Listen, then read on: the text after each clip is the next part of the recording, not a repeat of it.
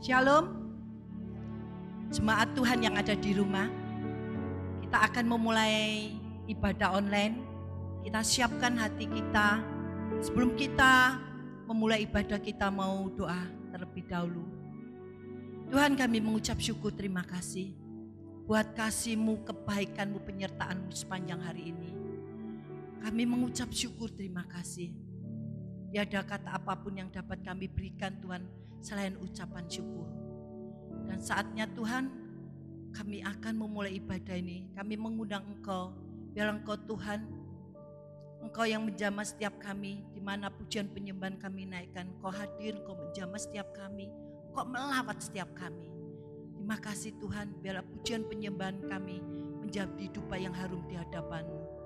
Kami mengucap syukur, terima kasih Tuhan, di dalam nama Yesus. Haleluya.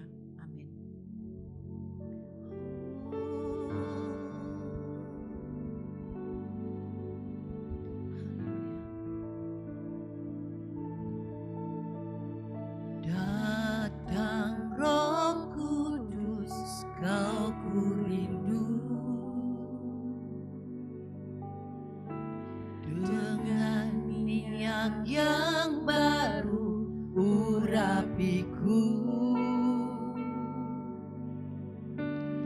mengalir penuhiku, mengalir pulihkanku.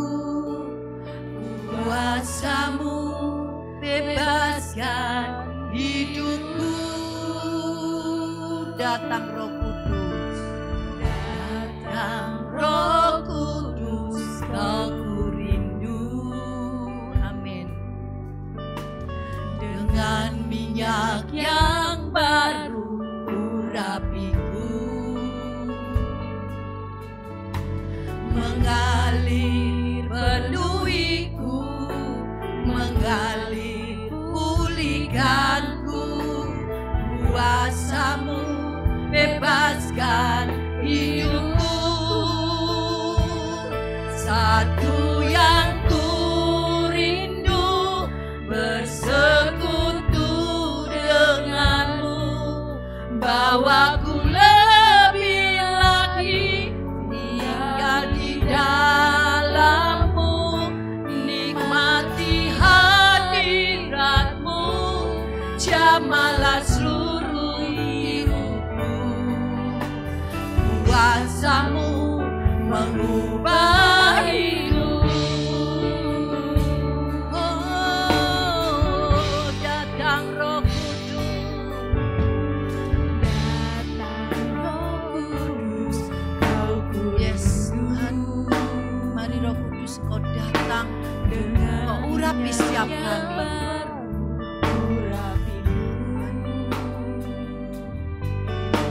Mengalir penuhiku, mengalir pulihkanku. Kuasa-Mu bebaskan hidupku. Satu yang ku rindu, bersekutu denganmu, bawaku lebih lagi tinggal di dalammu, nikmati hadiratmu, jamalah seluruh hidupku.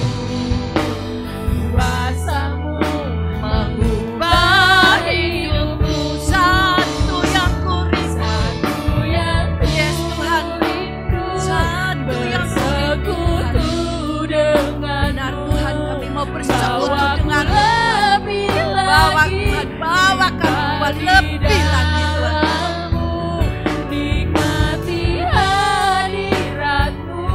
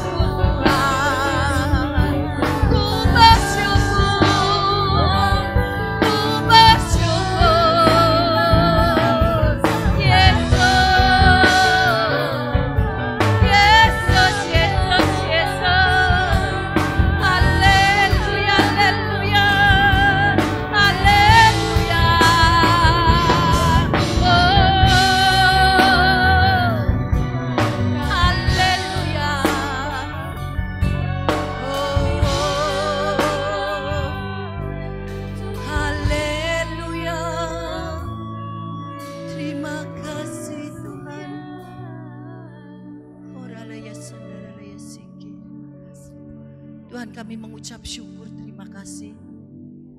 Kau baik, Kau sungguh baik atas hidup kami. Terima kasih Tuhan. Saatnya Tuhan kami mau bersorak-sorai. Kami mau meninggikan nama-Mu. Sebab Engkau yang layak ditinggikan. Kau yang layak ditinggikan. Kau yang layak dielulukan Tuhan. Terima kasih Tuhan. Kami mengucap syukur, terima kasih. Di dalam nama Yesus. Haleluya.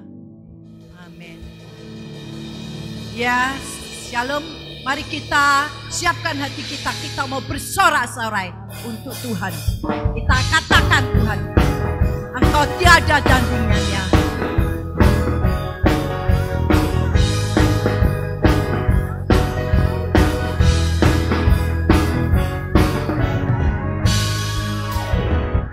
Ada siapa kau bandingkan perbuatannya yang heran? Tak ada, amin. Kerajaannya yang terbesar tak akan tergoyahkan. Semua musuh gemetar mendengar nama-Mu Tuhan. Sorak kemenangan, yeay. Sungguh tak tertandingi, tak ada yang setara dengan-Mu. Hanya Yesus Tuhanlah yang terhebat, yang melebihi dari penguasa di dunia. Kerajaan-Mu dekat.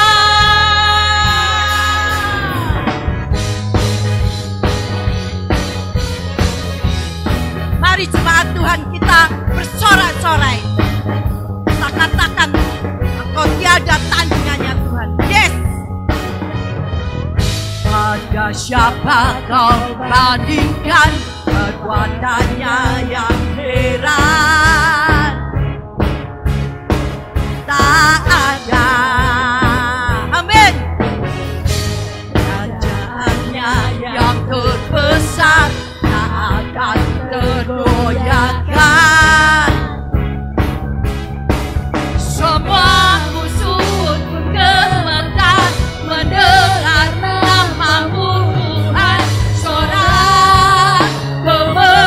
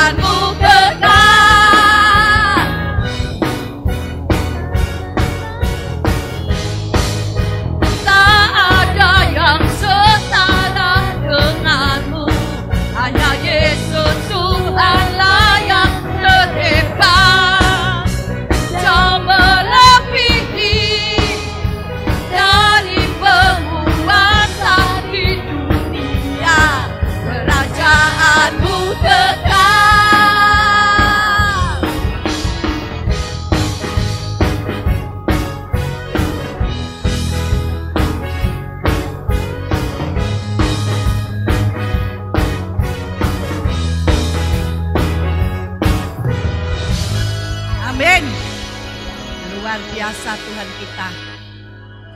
Mari kita siapkan hati kita.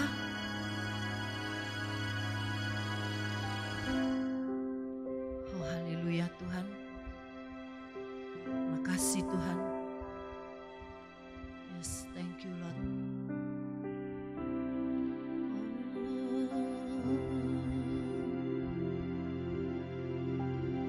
Makasih, syukur bagimu Tuhan. Segala puji, hormat, kuasa, kemuliaan, kebesaran, pengagungan hanya bagimu Tuhan. Terima kasih Tuhan. Ucap syukur, terima kasih.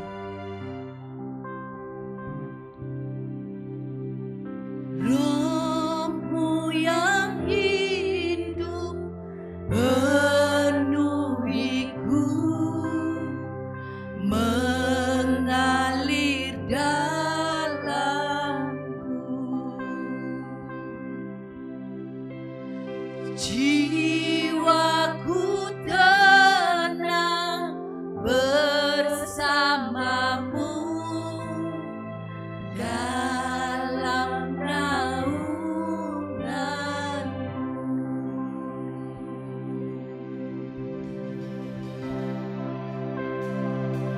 Ku buka hati untuk jamahanmu, berserah penuh di hadiratmu. Kau ambil alih seluruh hidupku, di altarmu menyembahmu. Oh haleluya, Roh-Mu yang kudus, Roh-Mu yang kudus, pulihkanku. Engkaulah damaiku. Ku hidup oleh anugerah-Mu yang menyertaiku, yang menyertaiku. Ku buka hati untuk jamahanmu, berserah penuh di hadiratmu. Kau ambil alih seluruh hidupku, di altarmu menyembahmu. Ku buka hati untuk jamahanmu, berserah penuh di hadiratmu. Kau ambil alih seluruh hidupku, di altarmu menyembahmu. Ku buka hati untuk jamahanmu, ya Tuhan, berserah. Oh haleluya, benar Tuhan. Kami mau buka hati Tuhan, kiranya Engkau menjamah setiap kami. Oh Tuhan, mari Tuhan, kami buka hati kami Tuhan. Mau masuk Tuhan dalam kehidupan kami.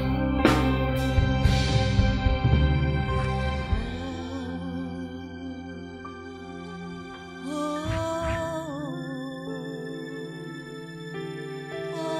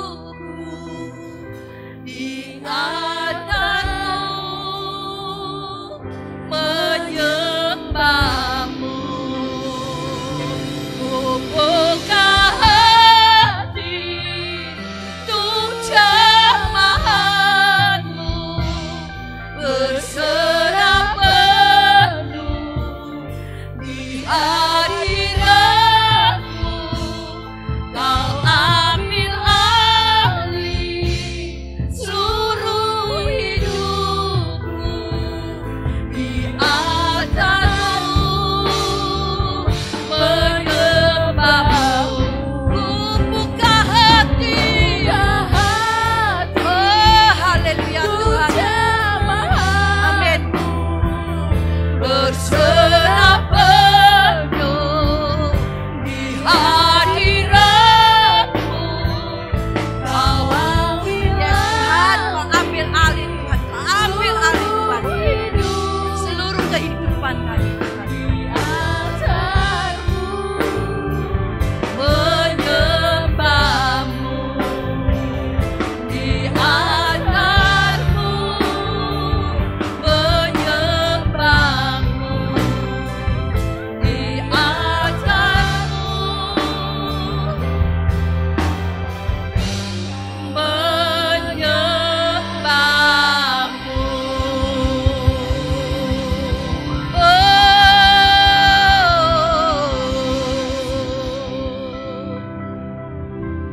Bapak Ibu Saudara, mari kita pagi hari ini berdoa. Bapa di surga yang kami sembah, kami muliakan, kami sembah di dalam nama Tuhan Yesus Kristus. Engkaulah Allah kami, Engkaulah Raja kami, Engkaulah gunung batu kami, Engkaulah perisai kami, Engkaulah kekuatan kami, dan Engkaulah Tuhan yang tidak pernah meninggalkan kami sedetik pun. Tuhan, terima kasih. Pagi hari ini kami bersama-sama Tuhan mau belajar firman-Mu, dan biarlah Engkau mengurapi hamba-Mu yang penuh dengan keterbatasan ini, yang penuh dengan kekurangan ini. Dan Engkau memberikan penjelasan pada seluruh sebab-Mu dimanapun kami berada Tuhan, untuk kami boleh mengerti akan firman-Mu pagi hari ini yang boleh kami hamba-Mu sampaikan Tuhan. Terima kasih Tuhan. Di dalam nama Tuhan Yesus Kristus hamba-Mu berdoa dan mengucap syukur. Haleluya. Amin. Bapak Ibu Saudara, pagi hari ini tema daripada khotbah akan saya berikan dalam sebuah judul Where is God? Di manakah Tuhan? Yang saya ambil dari 2 Raja-Raja pasal yang keempat, ayat yang pertama sampai dengan ayat yang ketujuh. Mari kita simak bersama-sama dalam pembacaan firman Tuhan pagi hari ini. Ini judul dari perikopnya adalah minyak seorang janda. Salah seorang dari istri-istri para nabi mengadukan halnya kepada Elisa. Sambil berseru, Tuhan, hambamu suamiku yang sudah mati, dan engkau ini tahu bahwa hambamu itu takut akan Tuhan. Tetapi sekarang penagih hutang sudah datang untuk mengambil kedua orang anakku menjadi budaknya. Jawab Elisa kepadanya, apakah yang dapat ku perbuat bagimu?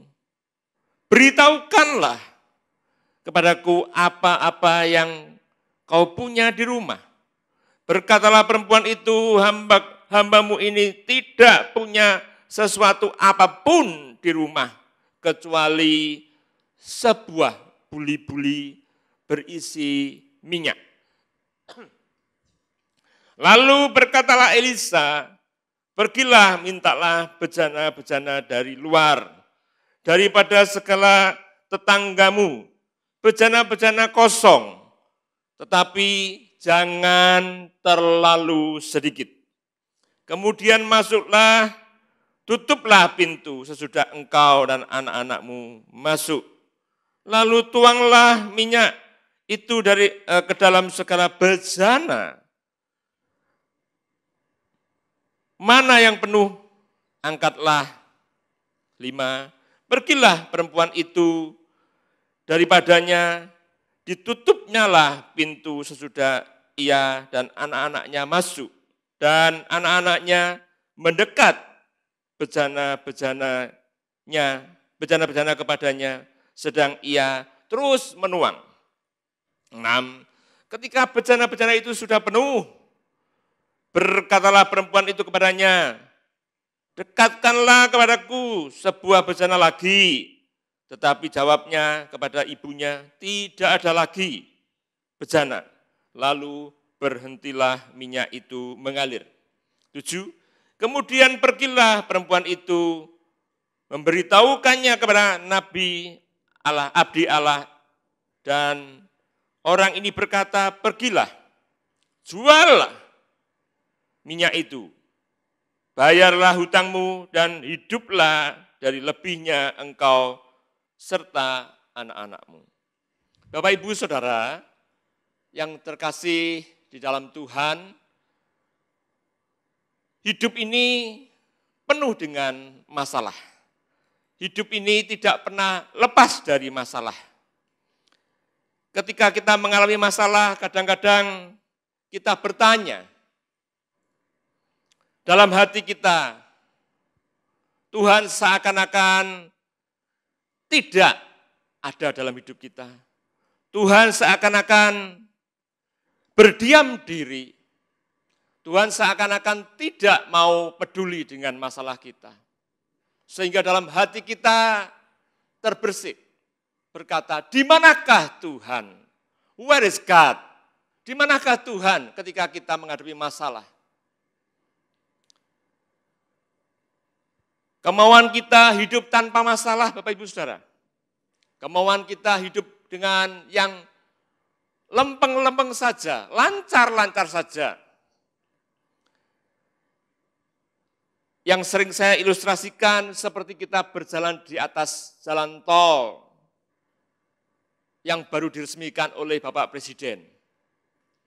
Kita berjalan di atas tol dengan mengemudikan mobil dengan penuh kelancaran karena jalan itu baru diresmikan oleh Presiden.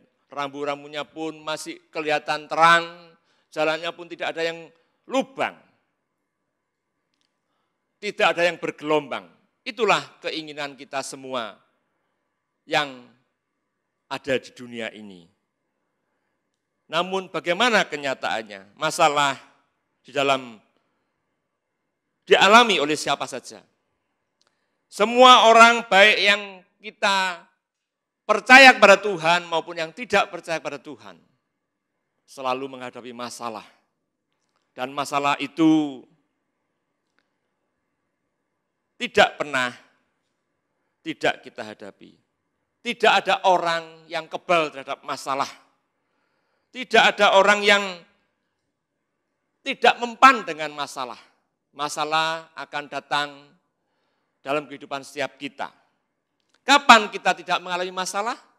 Ketika kita sudah mati, Bapak Ibu Saudara, kita tidak akan pernah mengalami masalah. Namun ingat, ketika kita mati, masalah datang menimpa kepada keluarga kita. Seperti apa yang telah kita baca bersama-sama. Apa yang terjadi masalah ini? Ketika Nabi itu mati, istrinya dan kedua anaknya tertimpa oleh masalah yang harus dihadapinya. Karena Nabi ini sebagai tiang atau tulang punggung pencari nafkah daripada keluarganya. Yang pertama, Bapak Ibu Saudara, kapan masalah itu datang? Saudara, masalah itu datang sewaktu-waktu. Lihat ayat yang pertama, dikatakan, salah seorang dari istri-istri para nabi mengadukan halnya kepada Elisa. Elisa adalah pemimpin dari para nabi-nabi itu. Sambil berseru katanya, kata istrinya nabi ini, tidak sebut namanya, hambamu, suamiku. Ya, dia berteriak, ya, berseru, berteriak, yang artinya meluapkan kepadatan isi hatinya, berseru kepada Tuhan melalui hambanya Elisa.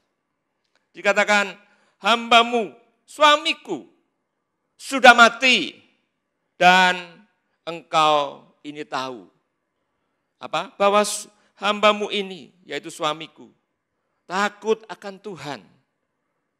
Tetapi sekarang penagih hutang sudah datang untuk menagih dan mengambil kedua orang anaknya untuk menjadi budaknya. Bapak Ibu Saudara, dalam kehidupan ini, ketika kita dihadapkan dengan berpulangnya anggota keluarga kita, itu sudah merasakan suatu pukulan yang luar biasa. Saudara, ini pernah saya alami. Dan ada beberapa jemaat pun yang telah mengalami. Bagaimana ketika keluarga kita, pasangan hidup kita dipanggil Tuhan. Seakan-akan, di manakah Tuhan? Seakan-akan Tuhan tidak di pihak kita. Seakan-akan Tuhan diam dalam kehidupan kita. Dan suatu pukulan yang luar biasa. Yang mau tidak mau harus kita hadapi. Sekali lagi Bapak Ibu Saudara, Nabi ini sebagai tulang punggung satu-satunya. Sebagai tulang punggung yang mencukupi keluarganya. Ketika Nabi ini mati, Nabi ini meninggal, saudara, istri dan anak-anaknya kehabisan uang, kehabisan harta, kehabisan sesuatunya semuanya. Masalah terjadi seakan-akan melampaui kemampuan kita. Sampai ada istilah sudah jatuh tertimpa tangga. Dan tangga itu menyenggol daripada anjing gila. Dan sudah jatuh, ditimpa tangga, digigit anjing gila lagi. Saudara. Masalah begitu bertubi-tubi dalam kehidupan kita. Saudara, ini terjadi dalam kehidupan daripada istri Nabi ini. Kadang-kadang masalah itu juga datang dalam bertubi-tubi tanpa diundang dalam kehidupan kita. Masalah itu datang silih berganti dalam kehidupan kita. Sekali lagi seakan-akan Tuhan tidak peduli dengan apa yang kita hadapi. Seakan-akan Tuhan diam.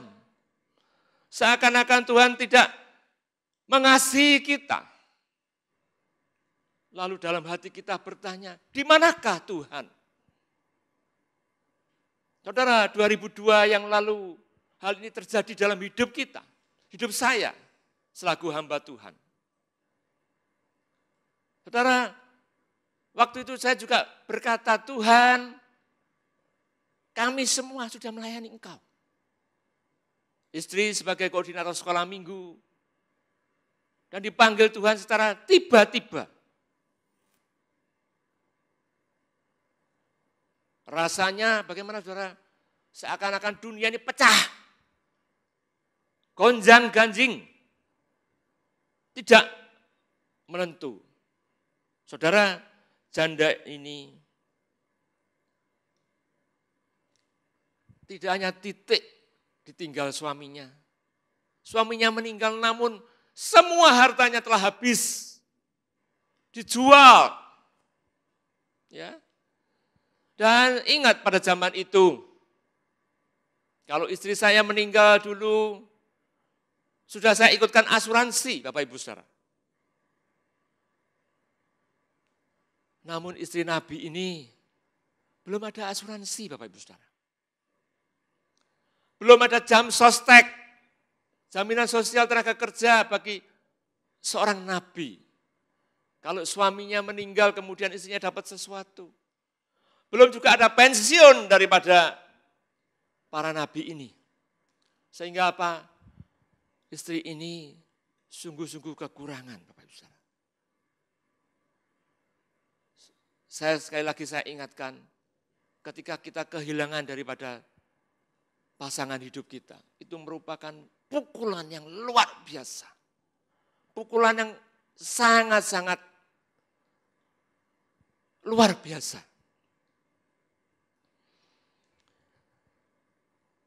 Harapannya kepada kedua anaknya pun sirna. Karena apa? Penagih hutang sudah datang dan ingin menyandra anaknya menjadi budaknya. Saudara, ada kasus yang bertubi-tubi dalam kehidupan kita.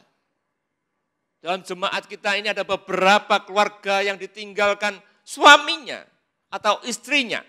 Dan saya melihat bukan hal yang mudah Kita lihat di dalam ayat yang pertama tadi dikatakan bahwa sambil berseru istri hamba Tuhan ini, yang artinya meluapkan isi hatinya.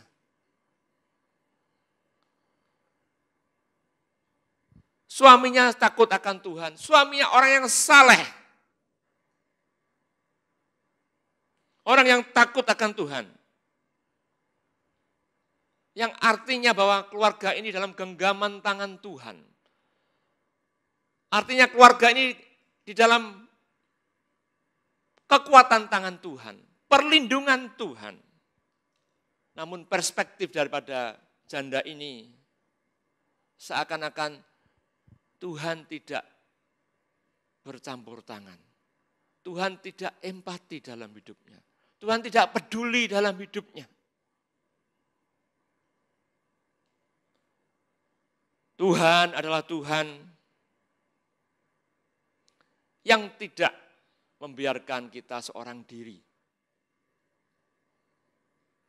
Saya juga melihat dalam jemaat kita yang ditinggal suaminya sebagai tulang punggung keluarga yang mirip-mirip kasus ini. Dalam realita kehidupan ini, Bapak Ibu Saudara, kadang-kadang kita sering merasa, where is God? Di manakah Tuhan? Sehingga hidup kami mengalami suatu hal yang kacau balau. Saudara, ketika bagaimana kita menghadapi seperti ini? Ingat bahwa Tuhan bekerja dalam hidup kita. Bukan Tuhan yang tanpa tujuan.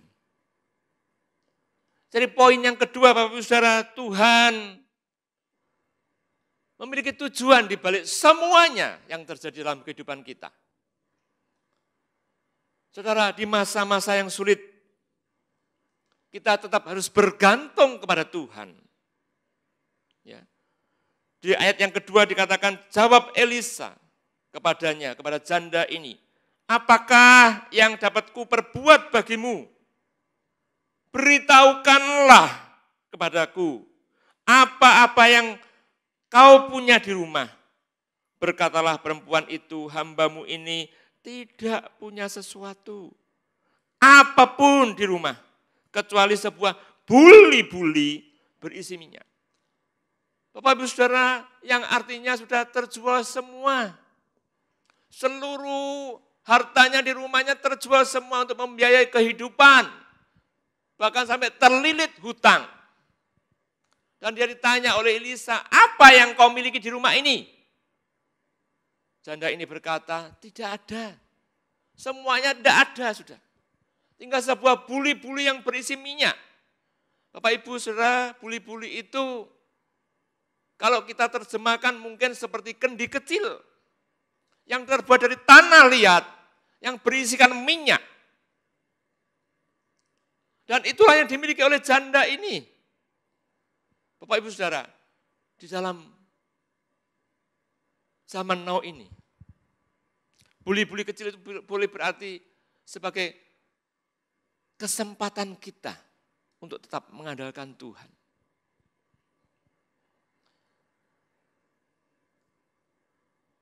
Lalu di dalam ayat yang ini dikatakan bahwa kecuali sebuah buli-buli berisi minyak. Sebuah buli-buli yang berisi minyak ini yang dia miliki. Mendengar jawaban dari janda ini, Elisa tidak berkata, oh kalau engkau ditinggali oleh suamimu, setempayan, segentong minyak, maka engkau akan bisa membayar hutang-hutangmu ini. Namun apa saudara? Sebuah buli-buli kecil. Sebuah buli-buli kecil yang tidak ada artinya. Menurut kasat mata, menurut perspektif manusia.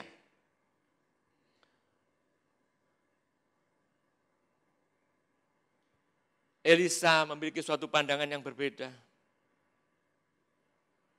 Dia tetap mengandalkan bosnya, yaitu Tuhan yang adalah Tuhan yang luar biasa itu.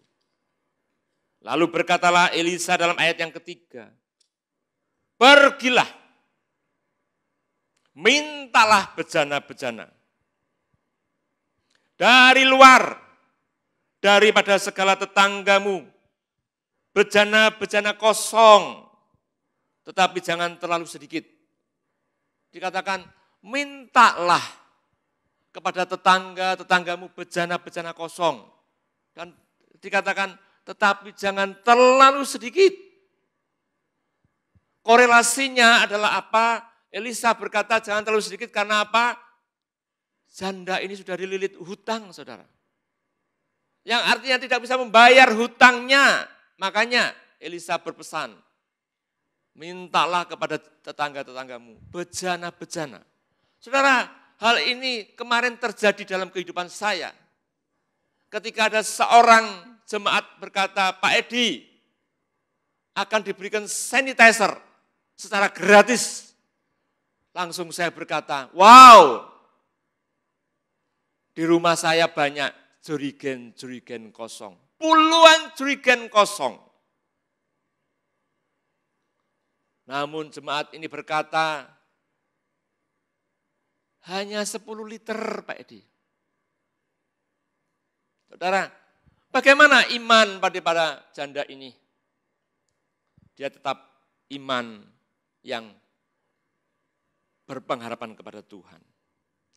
Lukas pasal yang 1 ayat 37, sebab bagi Allah tidak ada yang mustahil.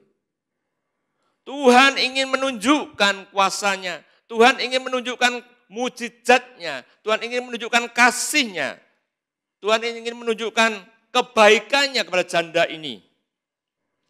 Sebab bagi Tuhan tidak ada yang mustahil. Saudara, ini yang terjadi dalam kehidupan janda ini. Lagi Markus 9 ayat 23 dikatakan, jawab Yesus, katamu jika engkau dapat, E-nya E besar, yaitu Yesus. Tidak ada yang mustahil bagi orang percaya. Kalau kita percaya kepada Tuhan kita, akan janjinya, akan firman-Nya, akan kuasanya. Saudara, serangkaian hari-hari ini kita telah melihat dari mulai kematian Tuhan Yesus Kristus Jumat Agung, pasca kebangkitan Tuhan Yesus, dan kemarin Jumat kita memperingati Yesus naik ke surga. Percayalah bahwa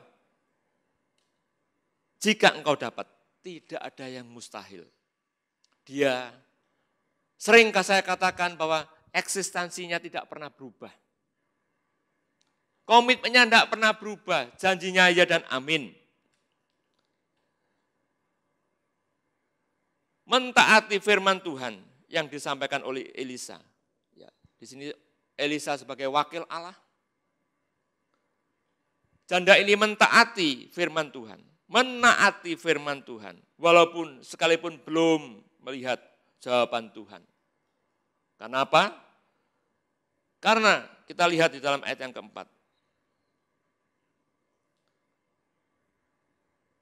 Kemudian masuklah, tutuplah pintu itu sesudah engkau dan anak-anakmu masuk.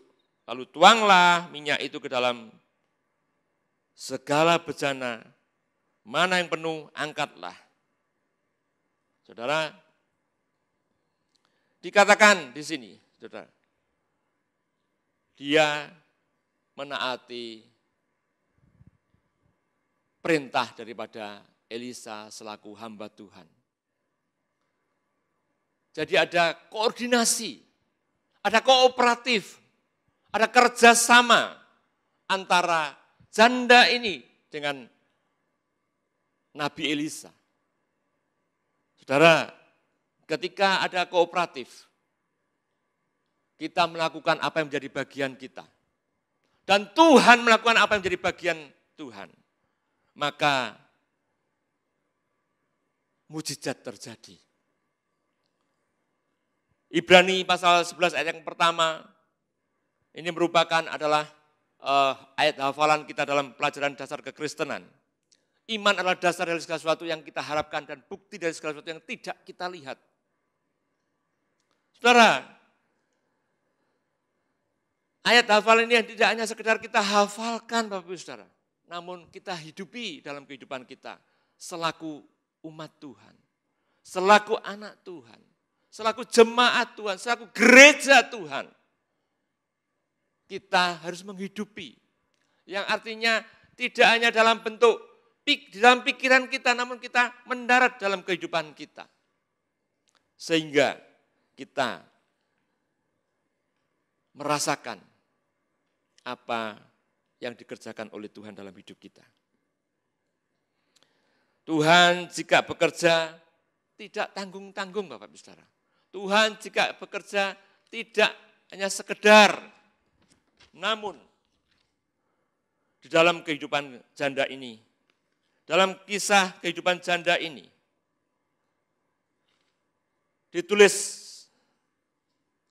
tidak ditulis berapa jumlah bejana yang ia minta.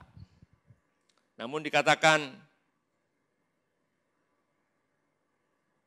jangan terlalu sedikit. Yang artinya, bejana-bejana yang diminta oleh janda ini, sesuai dengan iman daripada janda ini. Sejauh mana janda ini memiliki iman apa yang difirmankan Elisa, dia patuhi, dia lakukan.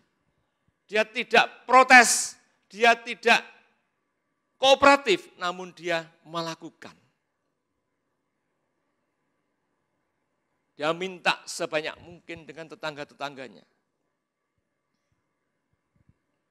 Saudara, seperti apa yang saya tadi katakan, ketika saya dikasih akan dapat hand sanitizer. Antiseptik untuk nyemprot gereja kita secara gratis. Saya berkata, saya punya banyak puluhan jerigen di rumah saya. Namun jemaat kita ini berkata hanya 10 liter Pak Edi.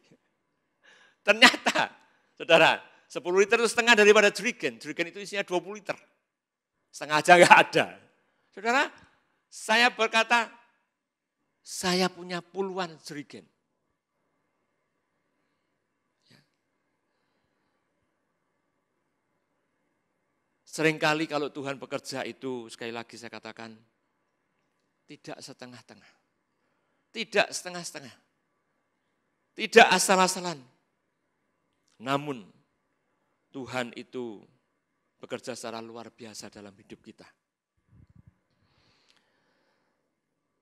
Markus 11 ayat 24 katakan, karena itu aku berkata kepadamu, A-nya A besar yaitu Yesus berkata kepadanya, apa saja yang kamu minta dan doakan, percayalah bahwa kamu telah menerimanya, maka hal itu akan diberikan kepadamu. Bapak, Ibu, Saudara, ketika kita membangun gereja ini, saya sudah bayangin, saudara, ketika IMB itu keluar, dapat 3 lantai, saya sudah bayangin kita akan punya gedung gereja yang seperti ini. Makanya ketika gereja ini jadi, saudara, ada beberapa yang khotbah di tempat ini, saya jerdek khotbah di gereja yang segede ini. Namun kalau saya tidak jerdek, saudara, karena ini iman saya, ini keinginan saya, ini harapan saya kepada Tuhan, sehingga Tuhan melakukan. Sekali lagi, Dia adalah Allah yang tidak pernah ingkar janjinya. Apapun masalah kita dalam hidup ini, baik itu pekerjaan, dikatakan tadi, apa saja yang kamu minta. Saudara, mintalah kepada Tuhan kita yang hidup. Masalah kesehatan kita, masalah keluarga kita, masalah ekonomi kita yang hari-hari ini tidak ada seorang pun yang tidak mengalami dampak dari COVID-19. Semua usaha mengalami kelesuan, penurunan omset yang drastis. Namun berharaplah kepada Tuhan, maka Tuhan akan mencurahkan berkat-berkat-Nya pada setiap kita. Sekali lagi, Tuhan yang eksistensinya tidak pernah berubah. Janjinya ya dan amin. Janjinya selalu ditepati dalam hidup kita. Dia tidak pernah ingkar janji. Dia tidak pernah lalai akan janji-janjinya. Dia tidak pernah gagal dalam apa yang difirmankannya. Percayalah bahwa kita pun akan mendapatkan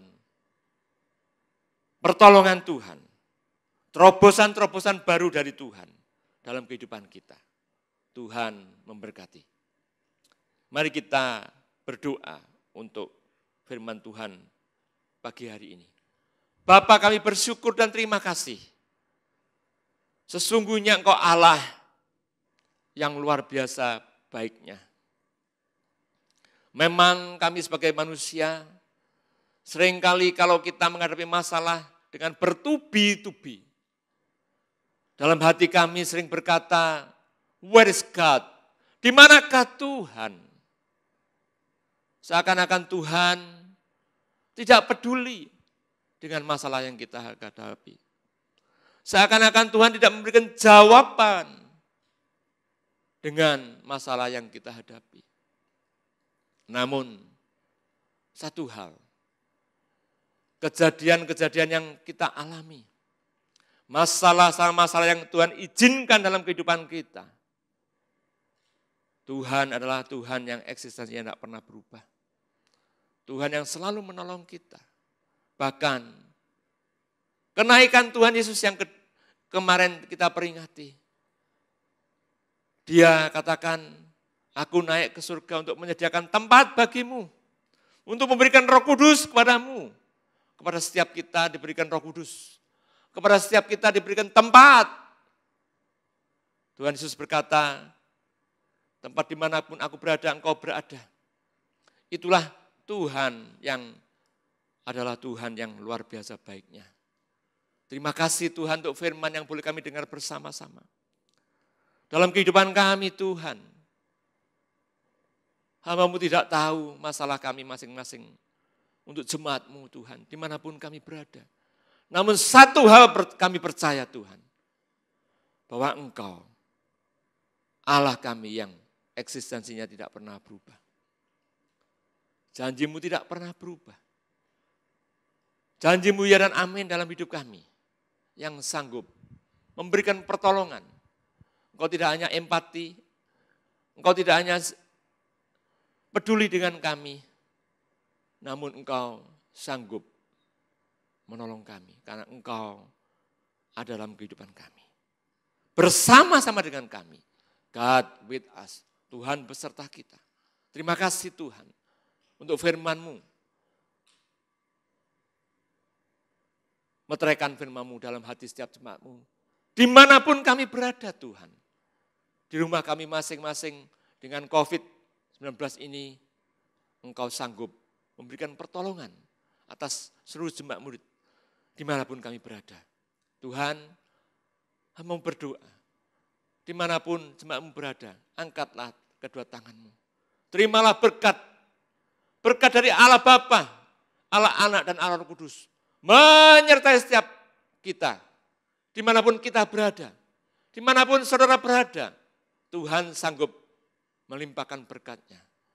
Berkat kesehatan, berkat ekonomi, berkat yang tak terduga. Berkat untuk anak-anak, berkat untuk masa depan yang kami percayai bahwa masa depan kami penuh dengan pengharapan. Terima kasih Tuhan. Di dalam nama Tuhan Yesus Kristus, hamba-Mu berdoa dan mengucap syukur. Haleluya. Amin.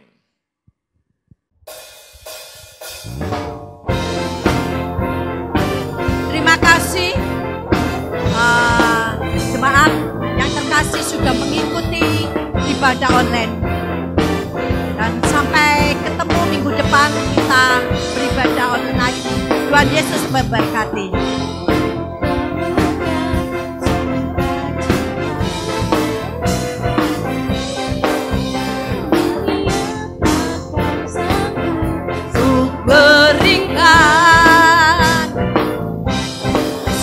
Bebanku pun digantikan selama ku ada di dalam-Mu. Kaulah sukacita, pengharapan dan kehidupan. Kau beri kekuatan, haleluya, bersukacita selamanya. Amin.